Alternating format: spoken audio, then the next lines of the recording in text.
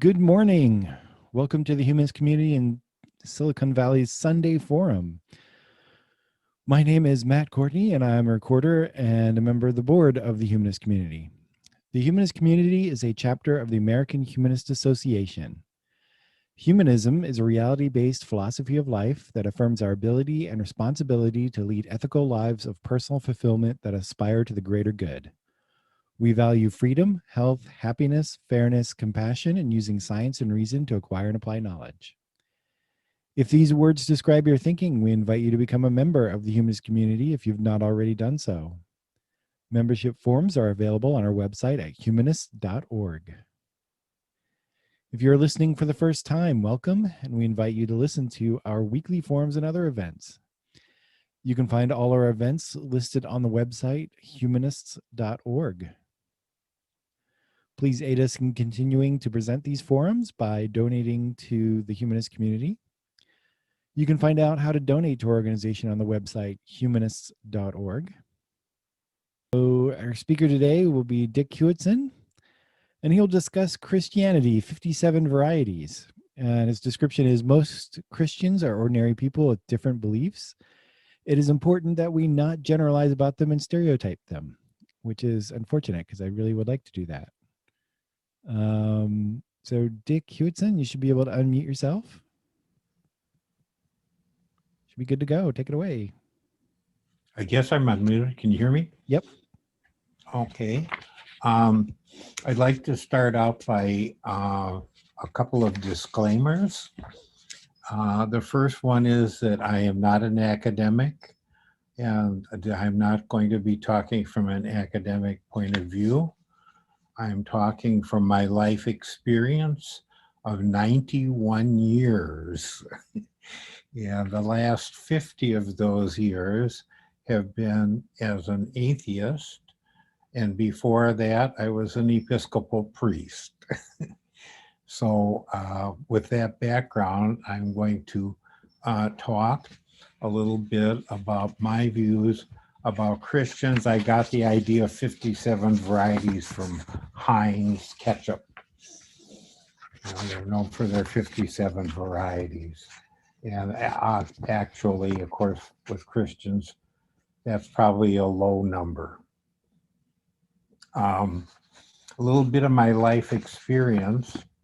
I've lived in a town of 1,500 people in northwestern Minnesota, 300 miles north of the Twin Cities. I lived in a town of 1,100 people in the middle of Wisconsin among dairy farms. I lived in International Falls, Minnesota, which is known because of the Weather Bureau as the coldest spot in the nation. That was a metropolis of 7,000 people. I've also lived in Chicago. I've lived in Minneapolis. I've lived in St. Paul, and I've lived in San Francisco. So my experiences are quite varied. I also realize that in the last 20 years, I would say, I really am aware that I'm out of touch with younger generations. And I realize that things have changed a lot in how young people think. But anyway, I want to talk about Christians. Christians basically are people all over the world who follow Jesus. Jesus was a person, as far as we know. I thought Mark Thomas was going to be with us today. Mark Thomas is quite convinced Jesus never existed. I give the benefit of the doubt on that.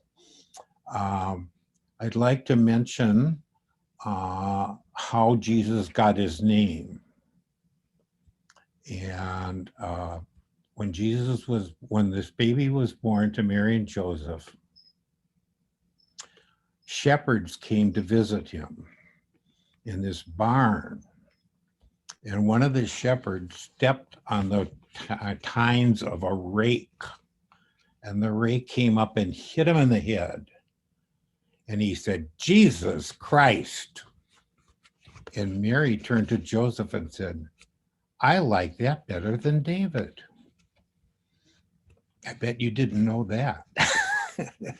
And by the way, Christ is not a name. Christ is an honorific. It is the Greek word, which Christos, which is equal to the Hebrew word Messiah. So what I have decided that Christianity is the biggest hoax that was ever perpetrated on the world, because it makes no sense at all, and there's hardly any proof that Jesus existed. However, most of us grew up in a world that is completely permeated with Christianity. You go to an art gallery, it's full of Christian art. You go to a concert hall and we hear Christian music. In the United States, the most important holiday is not Independence Day, which would make sense to me. It's Christmas. It's Jesus' birthday. And that's the great holiday of the year. So we live in a Christian milieu. And the most fascinating thing to me in all of this is that our dates are based on the birth of Jesus. And our founding fathers wrote a constitution that was purely secular with no mention of God. But when they dated it, as was the custom, they dated it in the year of our Lord, 1789. Now, it's interesting to me that scientists and whatever have tried to change the way we refer to our dates, and now refer to CE and BCE, being the Common Era and before the Common Era, instead of BC and AD. However, we still know that those dates are all based on the supposed birth of Jesus. And I remember I went to public schools in the 30s and 40s. There was no Bible reading where I went to public school. There was no prayer, but we certainly were taught about the dates being before Christ and Anno Domini. So it's so much a part of our culture. It's quite amazing to me. Anyway, that's a lot of the background of what I wanted to say. Christianity comes in so many varieties. The history goes so far back, and a lot of Christianity talks about the Bible. And that in itself is interesting, because I think most of us, when we think of the Bible, think of a book that you can buy at Barnes and Noble. And it always interests me when I have conversations with my Christian friends about the Bible, that they never give much thought of where it came from. And I often feel that they somehow think it kind of drifted down from heaven, bound in leather. But the whole story of how the Bible came about is fascinating in itself. And I love Bart Ehrman's description of how the Bible came to be. And I'm going to pick on one of our members here today. I'm going to pick on Matt Courtney, just because of his name. Yeah, But okay. let's just say that Matt was Matthew, who wrote the Gospel of St. Matthew. Now that Gospel, the scholars date about the year 70, which means it was written 40 years after the supposed crucifixion of Jesus. Now, if Matthew were writing that back in those days,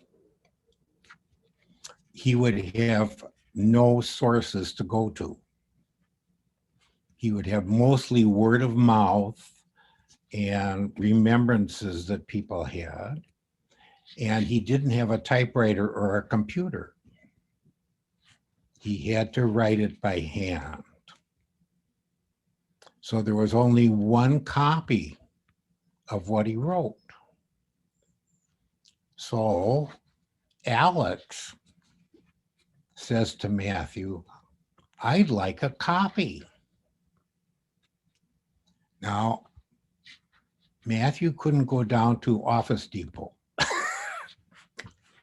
and have a copy made. He either had to copy it himself or let Alex borrow it and make a copy, or probably he hired a scribe. And painstakingly, the scribe wrote this thing that Matthew had written, wrote a copy of it. Now that's painstaking work. And the scribe may have gotten a little bit sleepy at times and missed a sentence. Or he could have copied sentences incorrectly. Or even more than that, he could say, "Oh, I think I could say this in a better way." And he edited what Matthew had written. So, how many people way back then had copies of Matthew? Not very many. And until the printing press was invented, there was no such thing as books in the sense that we think of a book now. The other thing is Bible is Biblia, which is a Greek term which means books in the plural. The Bible really is not a book, it's a collection of smaller books. It's a library, it's an anthology. And let's look at probably the earliest writer of anything in the Bible was supposed to be the Apostle Paul. And supposedly he wrote it in Greek. But Paul was a Jew from Israel. So if he wrote in Greek, Greek was his second language. And who knows how good he was at that. I read a very fun article a couple of years ago on that very subject, and that really put me to it. And this person said that he probably wrote in Pidgin Greek. We talk about Pidgin English.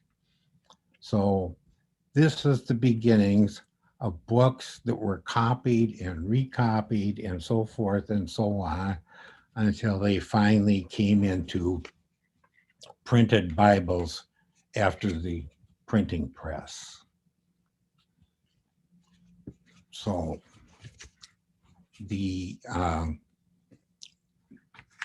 it's interesting to realize how inaccurate most of that is. Now, I'm talking from my experience. I went to an Episcopal seminary, we had Bible studies and we learned all of this. And Episcopalians do not take the Bible literally. So that's part of my idea of talking about the variety of Christians.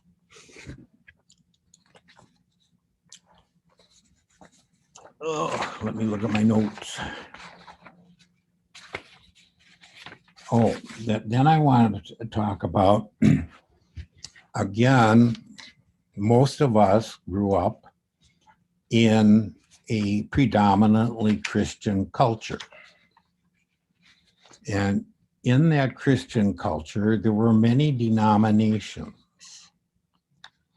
And the denominations, by and large, were geographic. My mother's family came from Sweden. So they were Lutherans, not by choice, but by background. My father grew up in England, so he grew up Church of England. However, my father became an atheist very early in life, but I never knew that until later because he never talked about it. But my point is that the denominations that people belong to and take very seriously, more than likely, in my time, were made up of people that came from a certain part of the world. If they were from Northern Germany, they were probably Lutheran. If they were from Italy, they were probably Roman Catholic. And in the United States, during most of my lifetime, churches were communities of people. It was a place for people to belong. And I think it's interesting to this day how people decide what churches they go to. I live in a retirement community, and people come here from different parts of the country because their children and grandchildren are here. And I hear them talk about how they're looking for a church. And that's very interesting because then other people here invite them to go to their churches. And if you talk with Christians about the church they go to and why they go to it, very rarely will you hear them give theological reasons. They go because they like the minister. They go because of the location. They go because of the music. Now, my mother was a very interesting person as far as church goes. I don't know if she even believed in God. I grew up in a family, a non-religious family, in that we never went to church. There was never any prayer in our home. And my mother, as I mentioned, was a Swedish Lutheran background. But when she was a teenager, she and her sister, who was 1 year older, rebelled about going to catechism class because it was in Swedish. So my grandmother, bless her heart, said, well, then go to the English church. And that was the Episcopal church. So my mother became a lifelong Episcopalian only because the catechism was in English. Now, again, I think it's interesting. My mother started going to church when I was a preteen. She went back to church. and she joined the choir. And I refer to my mother as a choir Christian. The center of her life was singing in the choir on Sunday morning and going to choir practice on Wednesday. It had nothing to do with Jesus. It had nothing to do with God. And she complained on Sundays if the preacher preached too long, because she was there to sing the anthem they had practiced on Wednesday night. So what I'm really kind of leading up to is that so many people are Christians culturally, and they haven't thought a lot about it. And I think it's important that we, in our dealings with them, understand that and are willing to accept that, yeah, it may be a stupid thing to do, but they have a reason to go to church and believe whatever it is they believe. Now, there are the people who take the Bible literally. Now, I don't understand that at all. But they are the ones that seem to have our attention. And that's why I come back to this idea of stereotyping Christians. When I listen to people at our meetings talk about Christians, so often they're talking about a minority of Christians who are what some of us call Bible thumpers. And it's interesting with those people that I have learned when I talk with them that I try to ask them things like, well, where did your Bible come from? Now, what I hear many of people at our meetings talk about is the contradictions in the Bible. Anybody who is an educated Christian knows that there are inconsistencies in the Bible, and they exist for the reason that I mentioned earlier when Matthew wrote his book. There are inconsistencies, and the most obvious one is the two creation stories. Now, I was an Episcopalian. I went to an Episcopal seminary. That does not bother me. That did not bother me. It did not bother anybody else I know of, because we knew that there were two myths. They are not accurate. The story of Adam and Eve is a very simple myth. The 7 days of creation is a beautiful poem.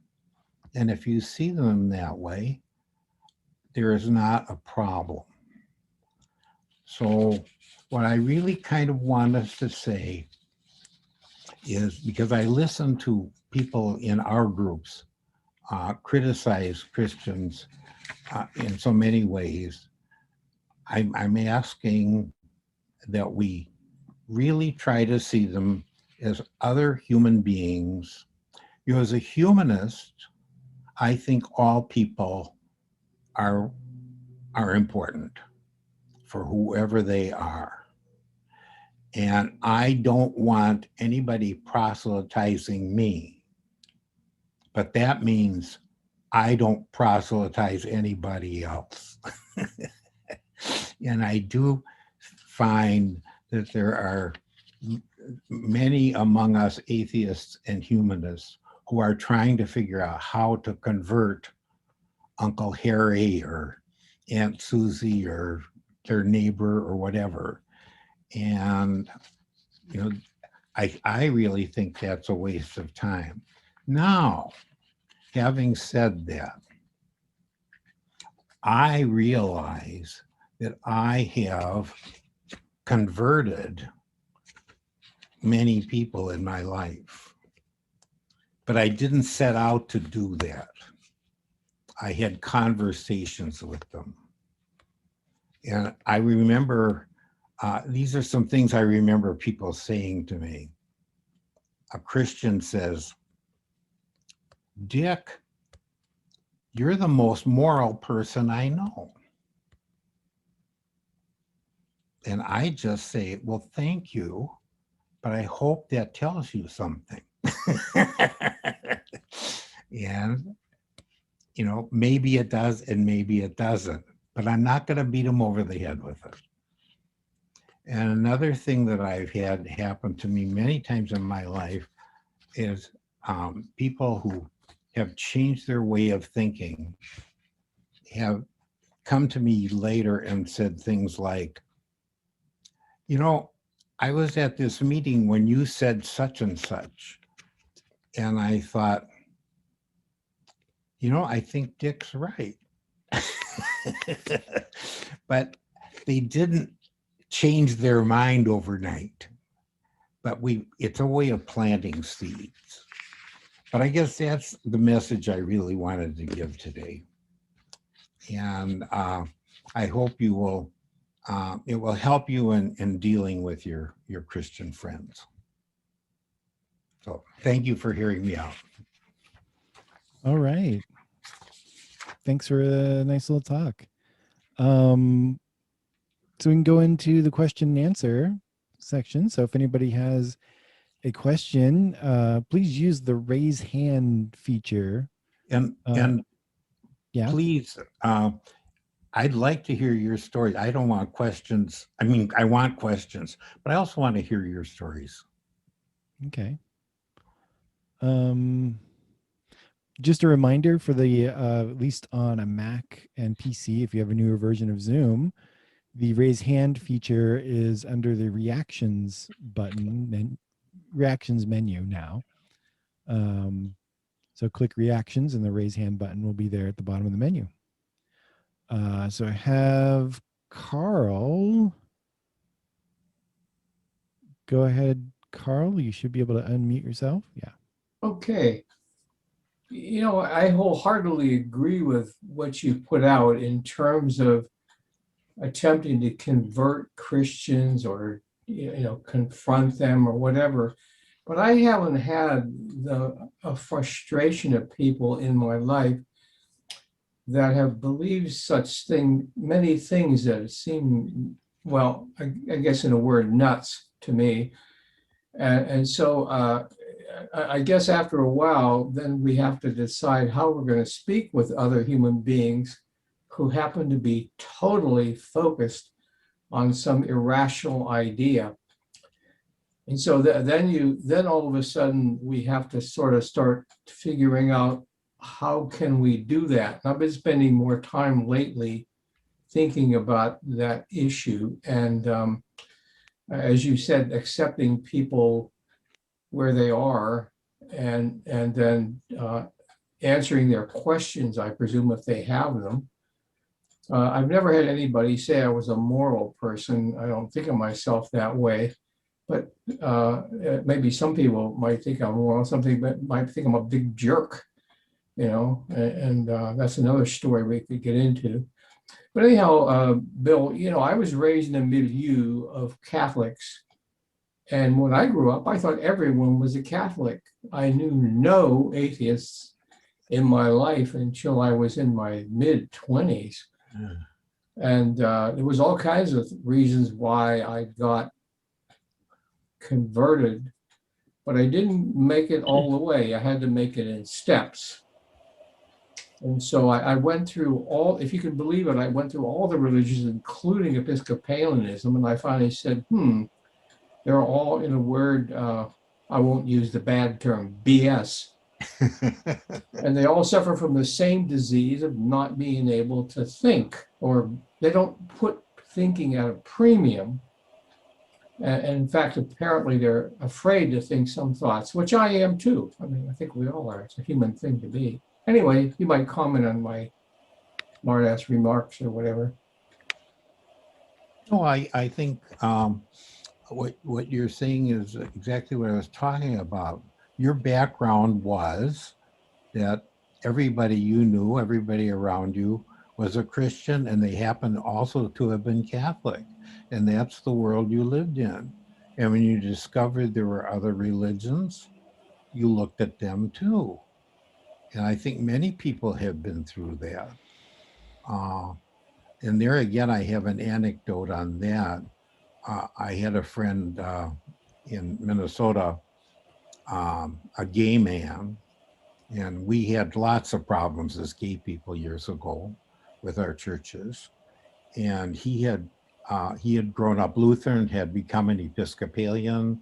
He was having difficulty with the Episcopal Church, and he said to me, "I guess I'm going to have to go back to being a Lutheran."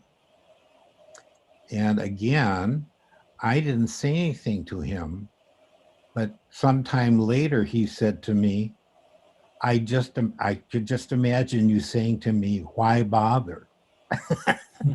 But again, as I say, I think often we influence people more than we realize by just being ourselves, not being argumentative.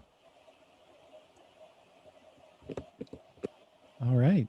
I've got a similar experience. I think I met a friend here in the Bay Area, and at one point I mentioned I was an atheist, and he told me he used to be, but he found it unsatisfying and gave it up, whatever that means, you know. And I really didn't bring up the subject again. And as we got to know each other, we agreed on just about everything. And he just later came around to using the term atheist to describe his thinking. And I think it was just a matter of convincing him that you don't have to be any special way to be an atheist. I also wanted to comment on the comment you made about our language being being saturated with Christianity. It is to an extent, but we also, you know, have days dedicated to Woden and Thor and so on. And I think that's just the way languages go.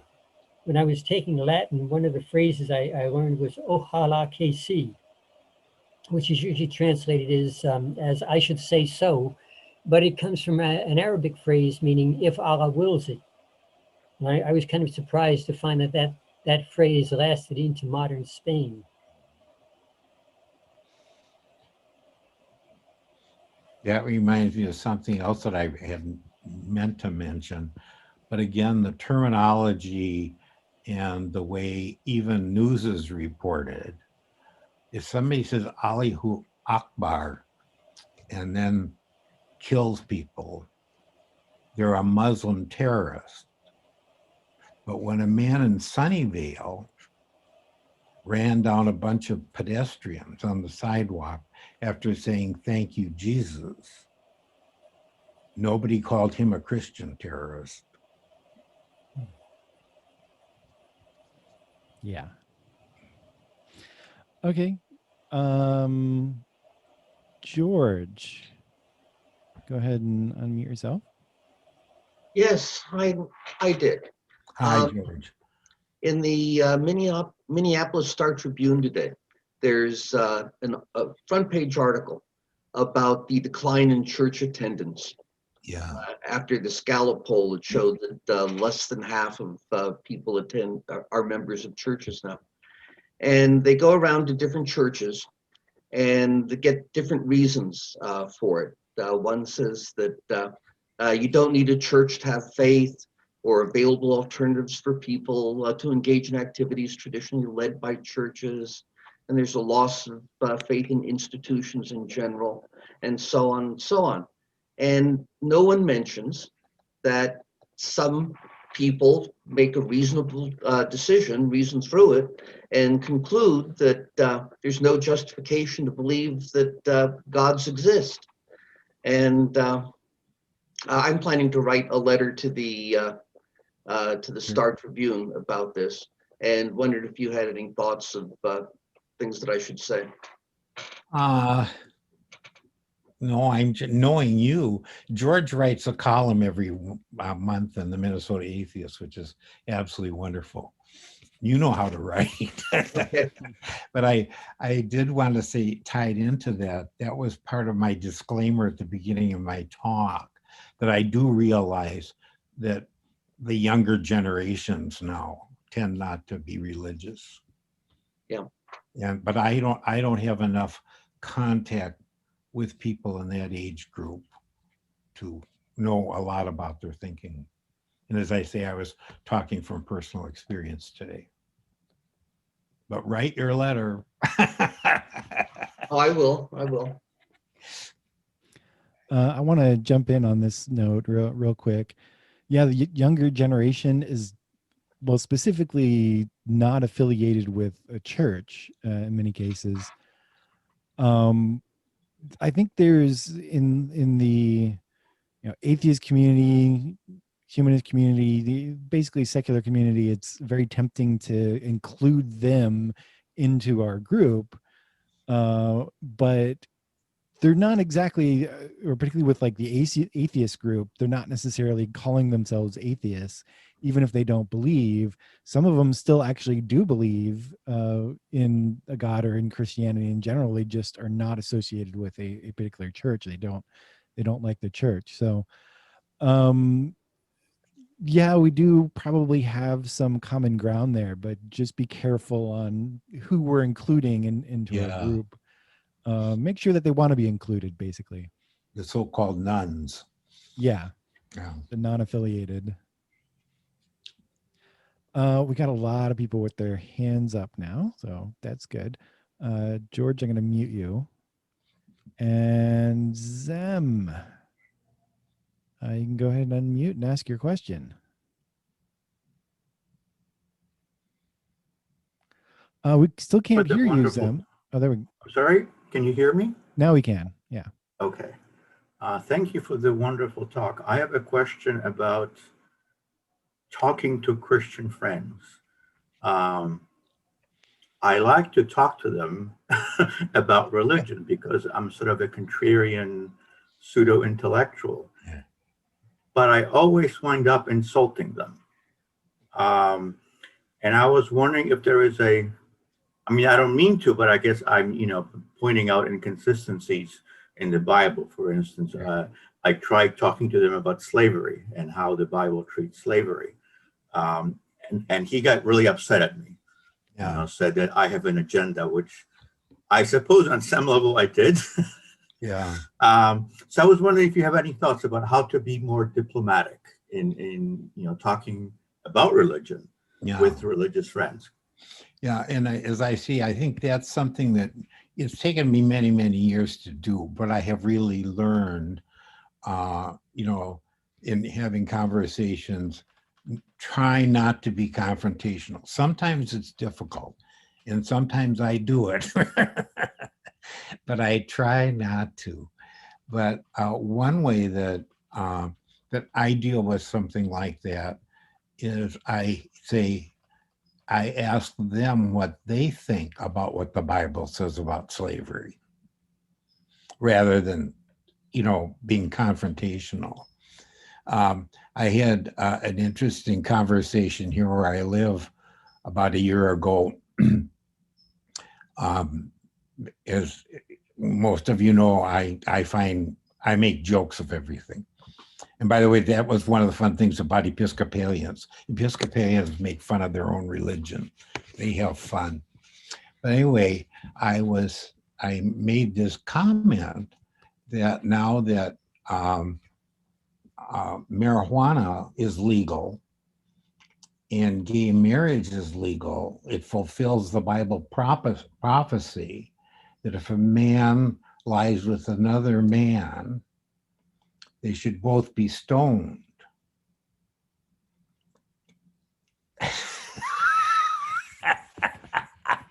And this person looked at me and said, "Where does it say that in the Bible?" And I said, "It's your Bible, look it up." Because I honestly didn't know the exact. I mean, actually, it's repeated. It's in Leviticus, and it's actually repeated in a later chapter. Twice it says that. But again, that's That's my way of dealing with things. And I find humor, humor and listening. And listening isn't always easy, particularly when somebody's giving you a bunch of BS. I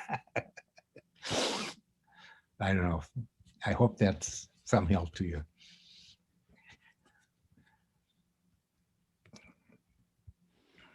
Okay.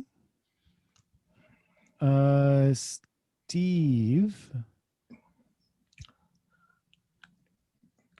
Go ahead. Well, did it unmute? You're Are good. we- Go ahead. Oh. Hear you. Hi, Dick. How you doing? Hi, Steve. Hi. Long time Good no to see see. you.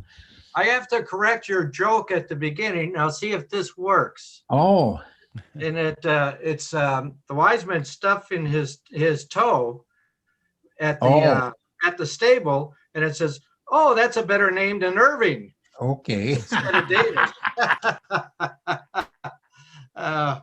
But you remember we were on a radio show years ago, and the host of the radio show said, when you hit your thumb on to prove Jesus was real, when you take a hammer and hit your thumb, what do you say? And I said, ouch. And my other person said, Jesus Christ. And it was like, yeah, see, there's a God, because pain apparently brings you to God or something. But I delivered mail for many years. And it's amazing when you talk about people who go to church for a community. Well, when cable television was the cutting edge thing in the 80s or late 80s, early 90s, and a lot of us were on cable television, we were seen by many of the people in the communities we worked.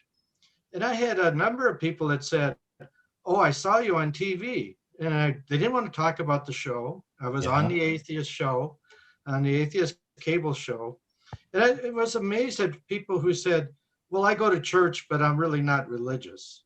They were going because of their sense of community. Sure. And so if we can find a way to replace that sense of community with atheist centers, I suspect that would become just as much of a social center of people, because it's a socialization more than for so many of the people. There are the religious zealots who, but they're not the intellectuals. The vast majority, I think, are not the threat we think they are. The fundamentalists, well, fundamentalists are true believers in whatever it is they're fundamentalist in. So, but otherwise I'll send you the card till you get, it's not David, it's Irving. Thank you.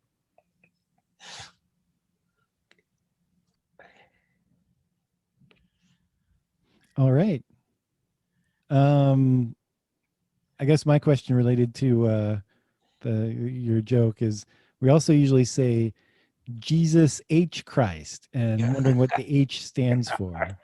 I don't know. If anybody has any idea. I don't know.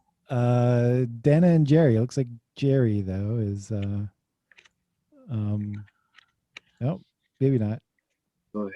Oh, hi. Yeah, Dick, I kind of wondered, I was sort of thinking that a lot of the reason people go to church, especially in remote, frozen Minnesota communities, is for entertainment purposes, because there's simply nothing else to do.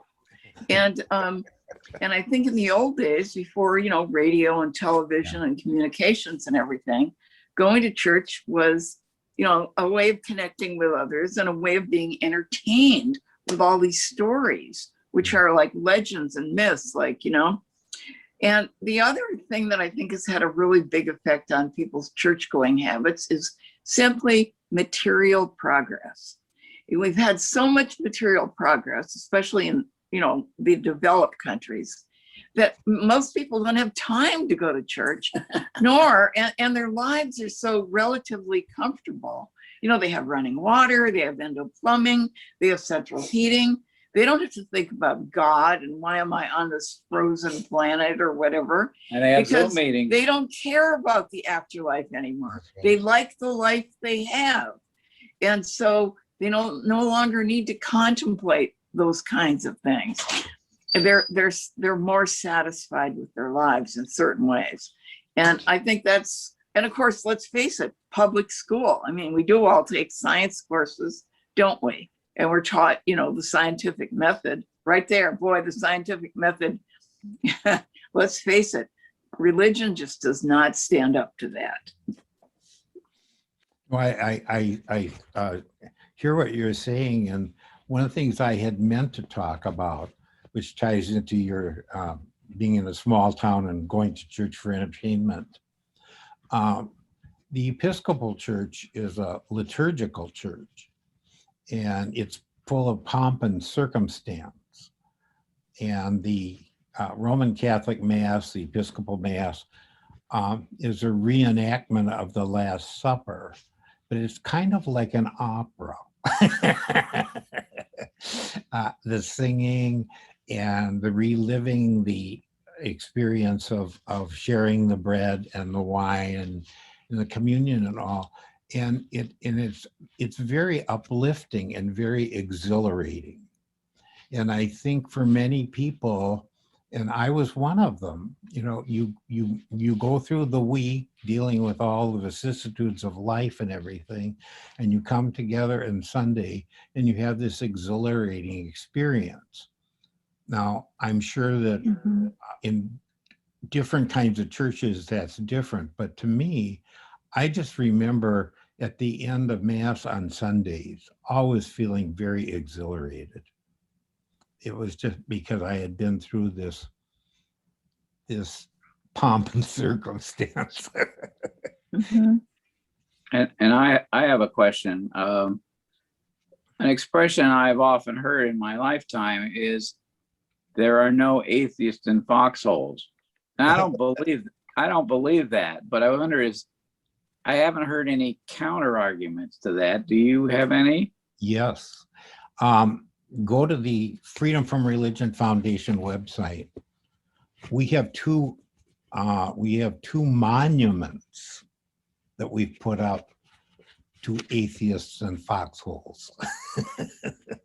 And actually somewhere, I don't remember the details, George or Steve might, or someone else might, but there was a point when somehow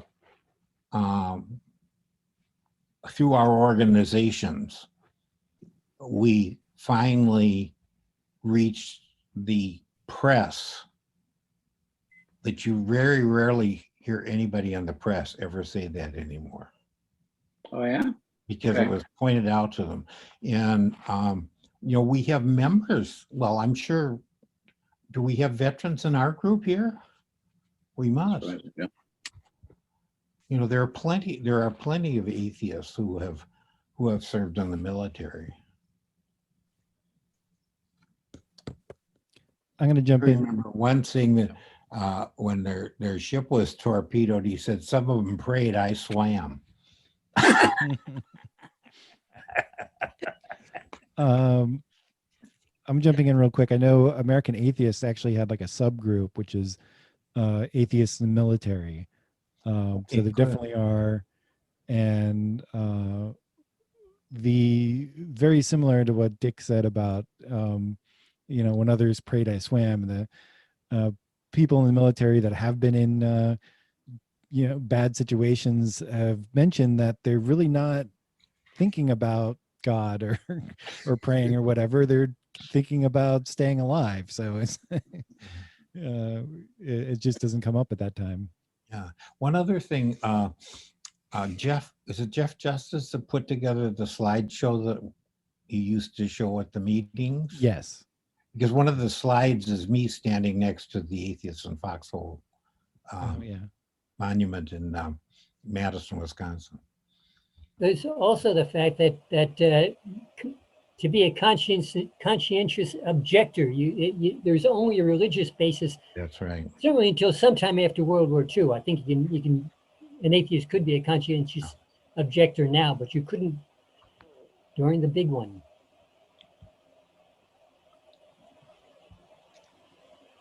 Okay. Carl. Okay, I was going to say Chip hasn't had a chance yet, but I'll go. I had two comments to make, just some thoughts.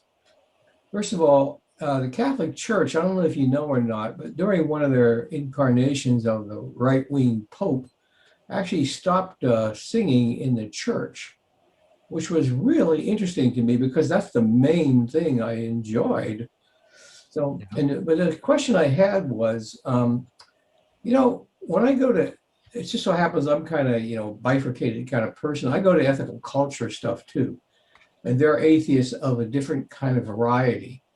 Thing is that they attract a lot more young people than we do. And maybe, I thought maybe Matt and you might go back and forth about what is that about that approach, which they certainly soft pedal atheism a lot more than a lot of humanists do. But I find it astounding that they just are that much more attractive. And I don't really understand why. Do you have any thoughts at all about that, either Matt or Dick? Well, last week, the atheists of San Jose had a speaker from Los Angeles on the whole subject of attracting young people. Mm. We should get that speaker. He spoke well, by the way, of the Minnesota atheists. I brought them up because of the things they do. And I could ask George and Steve, do you still have people that go and talk to public schools? I'm gonna have to figure out where they are so I can unmute them if Okay. we're not in the general discussion. But I'll ask George, and if I can find Steve, I can unmute him. Yeah. Ask to unmute. So if either of you want to unmute and chime in. Sure. August Berkshire is the one who used to go around to the schools a Yes, lot. I know. Yeah, I don't know if August has done that recently, though. Well, as I recall, there were public schools that had comparative religion classes. Yep. And he would go and talk to those classes. But the man that talked last week at the Atheists of San Francisco was really quite wonderful. And he and I had some interesting go-between, and he wanted to keep in touch. And I've been trying to keep in touch with him, but he's not responding. Do you know his name? And Evan. You have it somewhere. Yeah, I think it's Evan Ward. He's the executive director of, I'm trying to think of the name. It's the Los Angeles Atheists. Okay. Atheists Definitely, they United. have quite an organization down there. Is that Atheists United? Yeah, Atheists yeah, United. Atheists United. Okay. My personal opinion, I haven't seen the many talks on it or anything, but it seems to me what's attracting younger people to some of the other atheist groups is they tend to be more combative and more controversial, and those kind of talks and active actions, tend to attract more younger people. This group I feel is more contemplative and definitely not as controversial. I find the talks very interesting, and I don't think it's as attractive to a younger crowd. Also, we're really not meeting that early in the morning, but I feel like that might be also a bit unattractive to younger people. I'd like to speak to this specific group. Yeah. And this is something I've said before. When I moved here 3 years ago, and I have felt that this group is not very welcoming. I didn't give up, but I did not feel very welcome. And I have watched people come, and we have had young people show up, but they never come back. And Alex does a beautiful job of a formal welcome to them. But that's a lot of what Evan talked about last week. You have to interact with them, not just politely say, we're glad you're here and we hope you come back kind of thing. But talk to them. What brought you here? Where did you hear about us? And so forth and so on. And I know I tried doing that a couple of times with younger people that came, but I really have felt that this particular group is not very warm and welcoming. And my other reaction to the group, and I've said this before, is when we were meeting at the community center in Mountain View, which was when I attended because it was nearby, I always felt I was in the way. I had a walker, and people were so busy rearranging the furniture and arranging the table, and everything was getting things ready and getting things done. And then when we sat down at lunch, I felt I was at a convention of engineers. And I'm not an engineer. But I've said that several times. And I really mean it. It just is, and I remember saying to someone, where is the human in humanism? Because everybody is so into technology that I just feel dehumanized. But that's partly because of my age. I realize that. And it's partly because of the location. Like, this is very tech and engineering. It was very crowded, yeah. But there's good things to keep in mind going forward when we start meeting in person again, which, by the way, I've had my second vaccine shot, so I'm ready when everybody else is to meet in person. Although I got it at the Mountain View Community Center, and so that the community center there is pretty much all vaccines. So there's no way we're going to be able to meet there anytime soon again. But it's going to good use, so that's good. So we've got a couple more hands up, so we'll go on to Chip. Go ahead, Chip. Can I interrupt you just for a minute? Oh. I've got a call from someone who says that the Zoom is locked and she can't get on. Is that? I don't know what's going on with that. If you can, tell them to join on Facebook, but there is nothing she's on my on screen. Facebook, but she'd like to comment, I think. Yeah, there's nothing on my screen that tells me how to unlock it to allow people. Okay. Maybe because it's recorded or streamed live to Facebook, but yeah, I don't know. So, to Dick, you mentioned that you have been part of conversions, and as a observational scientist of the human condition, I've never actually observed one. But one of the arguments that, as someone who never really believed, is that the moment of conversion is when something changes.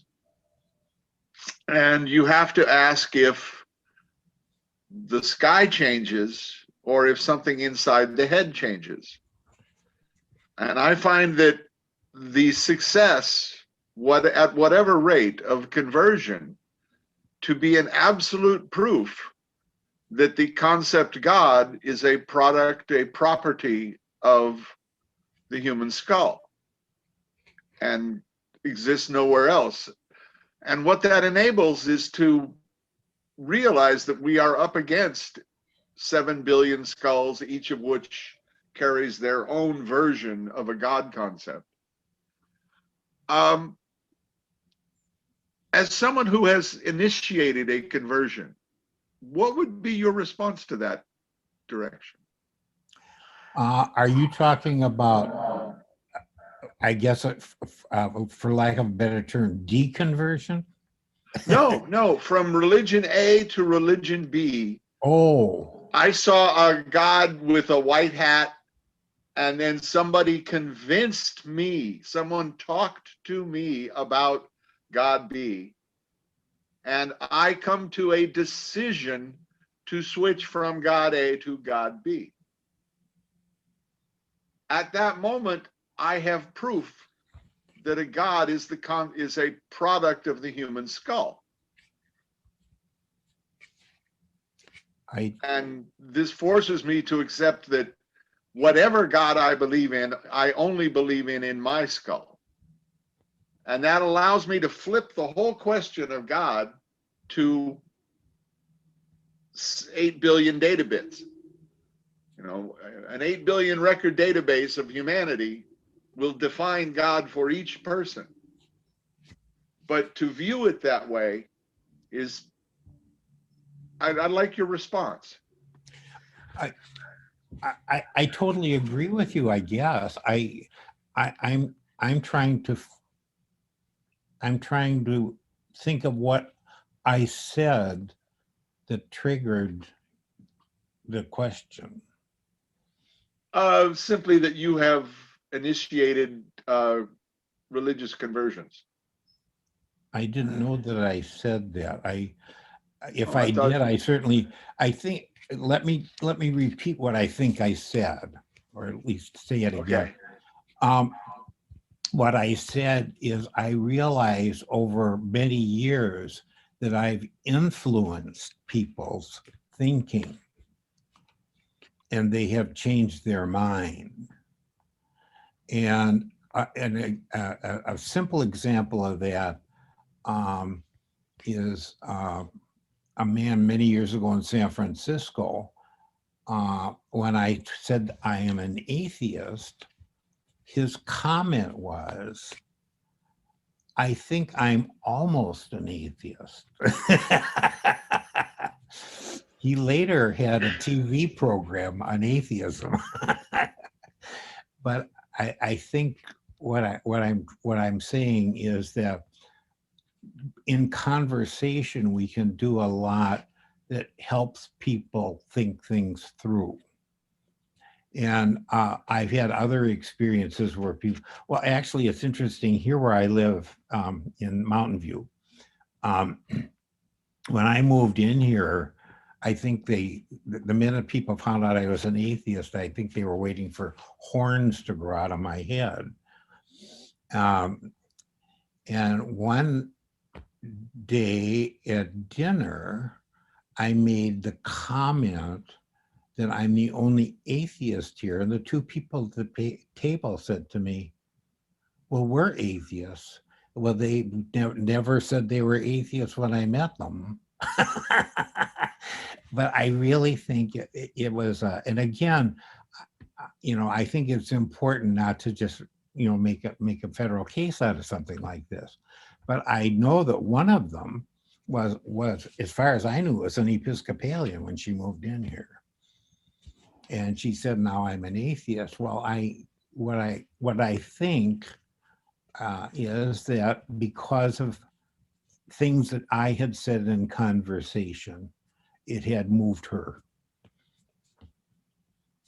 That's what I was trying to say. So what's your score? From Well, I your have a days pretty as a good score, minister and your actually. days as an atheist. Which have you done more of? Well, as I say, it's not a goal. It's not something I even try to do. As I say, I just have realized through life that by being myself and being honest with people, I have planted seeds. I didn't set out to plant seeds, but they got planted, so to speak. Does that make some sense at all? I think we all do that as we pass Well, through I'm sure we this do. crowd of life. Oh, I think we do, yeah. No, I don't think I'm unique. Well, But I patter about on Reddit atheism quite a bit. So yeah.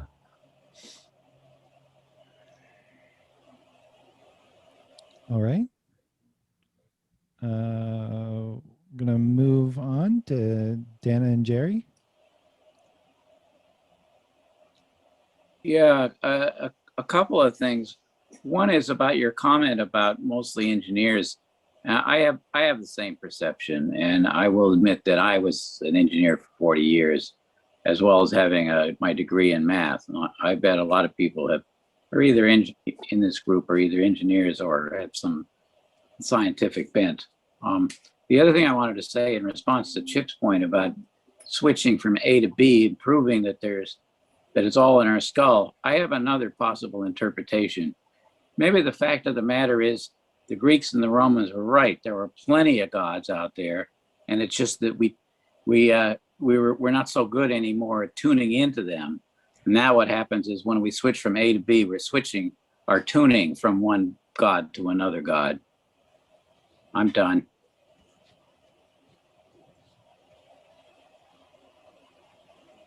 I have no idea. Ray, Christine? Do you have any comments, Dick, or should I move on to the? oh, I'm sorry. No, not that. No.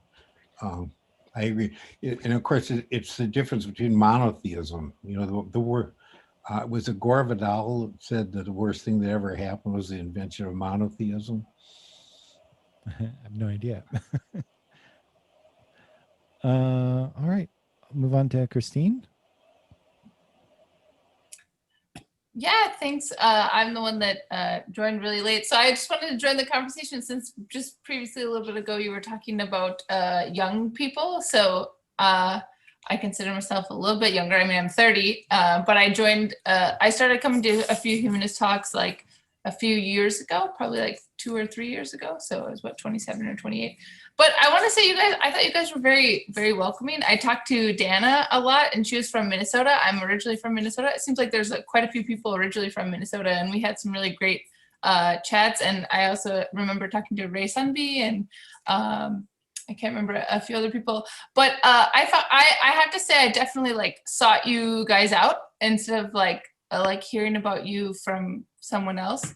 And so I found the most confusing part is since I grew up in a religious, household, obviously, like no one tells you about these other groups, right? And so the humanists, when you look on your website about, of course, I understand why you do it, but you put on the website and everyone just describes humanism about what you believe in, sort of not what you don't believe in. But then it kind of makes it hard for people trying to find a group that's sort of supportive of people that sort of don't have, believe in religion. It's hard to, the first thing they gravitate to is atheism groups like that. That's pretty obvious. And so I kind of started my search there, and then I kept running across references to humanism groups. I also attended Sunday Assembly, which seems to get a lot more younger people and kind of families.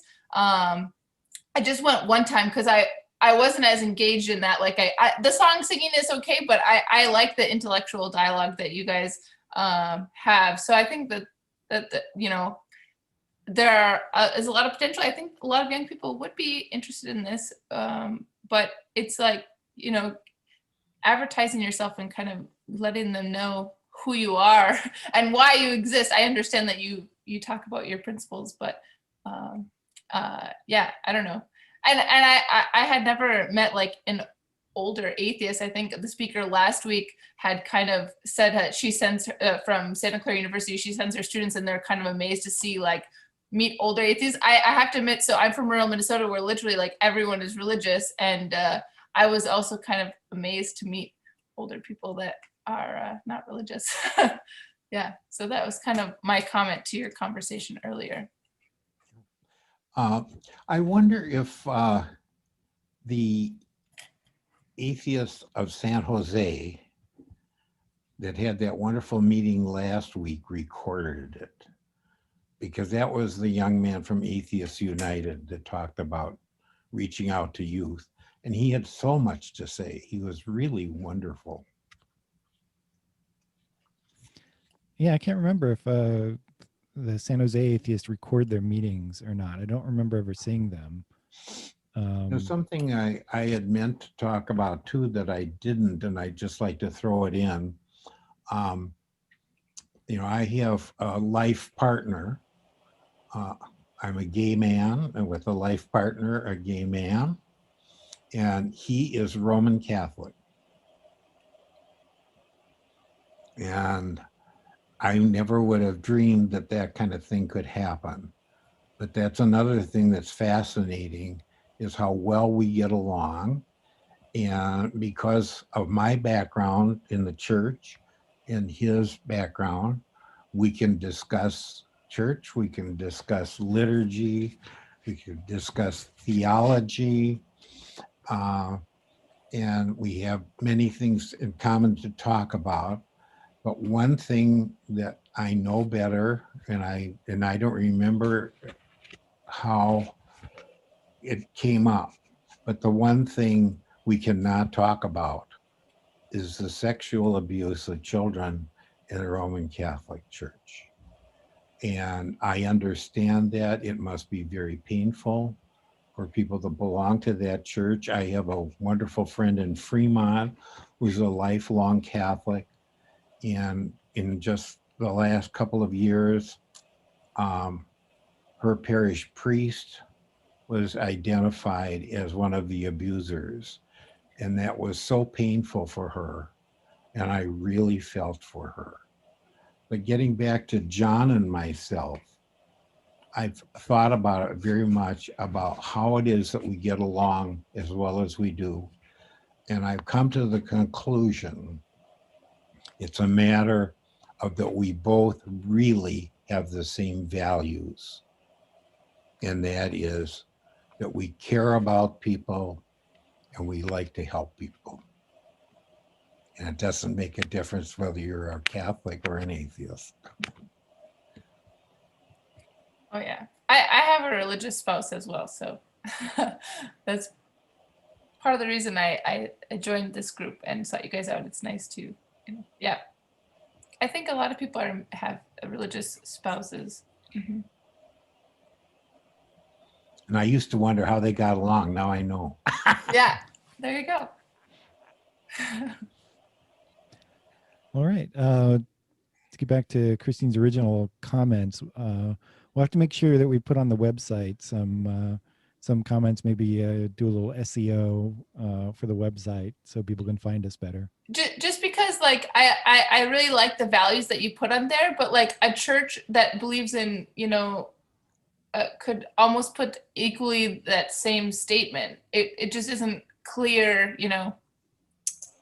That's just was my opinion. And as I joined late, I have a hard time getting up on Sunday morning. But I also have an 11-month-old son. Of course, when I started joining the Humanist talks, I was, you know, did not have a son at that time. But now, you know, I do. And so that's another thing, you know. Of course, organized church have like daycare, and you drop your kid off at the nursery and you go and have a great hour of, you know, without them. But you know, I hope when you get back in person, I can bring him sometime and you guys can meet him. But yeah. Actually, this group used to have some resources for parents. I wasn't part of the group back then, so older members would have to speak to that. I'm looking at Alex. He's not making any. He's not saying anything. Yeah, it goes back a ways. I mean, for a while we were at Stanford and we had facilities there. When we were at, what was the place across from Stanford? We actually had a separate room where the family group would meet with children, and it was nice having them around. When we moved to Coleman Avenue, we didn't have enough space for it. And they were meeting separately for a while, and it just kind of drifted apart. I keep thinking of the one time I was, you know, packing stuff up after a talk, and one of the little girls was walking with her folks, and she smiled and waved to me, and I commented just standing next to me that Okay, there's another woman, honey. She's younger than you are. Which I thought was funny. Yeah. So, All right. We got a number of people with their hand up, so then we can move on to Emma. Should be able to unmute yourself. There you go. Emma? Yes, I have a question. I heard that there's large percentage, the church administrative people, the people on the, the upper part of the structure, they take money from the church. Is that true? Yes.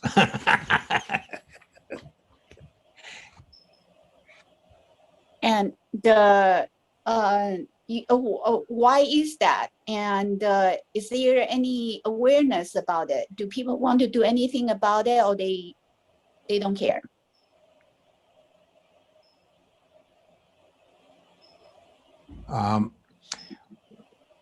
Do you by any chance belong to the Freedom from Religion Foundation?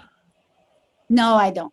Well, their monthly newspaper called Free Thought Today has 2 pages every month of stories like what you're talking about. They call it black collar crime. And a lot has been done. I mean, some of them are in jail and whatever. But, that's another thing that led to my eventual leaving of the church, is I began to realize that every institution, and that includes the humanists, the churches, or whatever, basically are businesses. And an awful lot of what goes on has to do with surviving financially. Yeah, I understand the church need money, but Yeah. taking money from the church Oh, yeah. is It's very common. And my understanding is that probably it's more common in churches like the Roman Catholic Church, where the laity hardly have anything to do with anything. The priest handles the money. And I can tell you, again, from my own personal experience, when I was a clergyman, I was paid a salary, I was provided housing, and when people had their children baptized or got married or had a funeral, they often gave me money. Now, most clergy that I know of saw that as their own money. I never saw it as my own money. I put it in a separate fund and I used it for helping people. But, where money is involved, as we read in the paper every day almost and see on TV, money causes lots and lots of problems. But there's there again, an interesting, just a little bit in my own experience is when I was at the church in International Falls, Minnesota, we had a table with literature on it, and we had a box that people could put money in, just donate if they picked up any literature. And hardly anybody ever did, and that was fine. One day I opened that box and there was a check for $25. And I called the people that wrote the check and thanked them for it. And they said, we didn't put it there. So I did my detective work and realized that the altar boy took all the money off the collection plate and evidently picked up this check along with the cash. And so to ease his conscience, he put it in this box. And I confronted him, and it was true.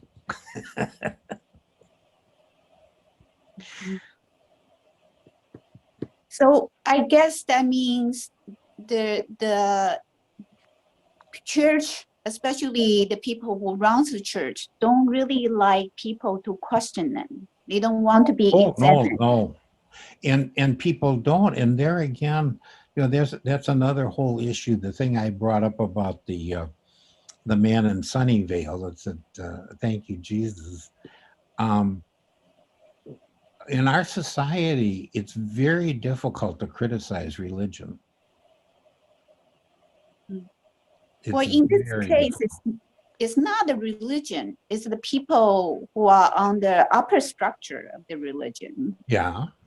And so if you have your ideal church, what would you think that would be like?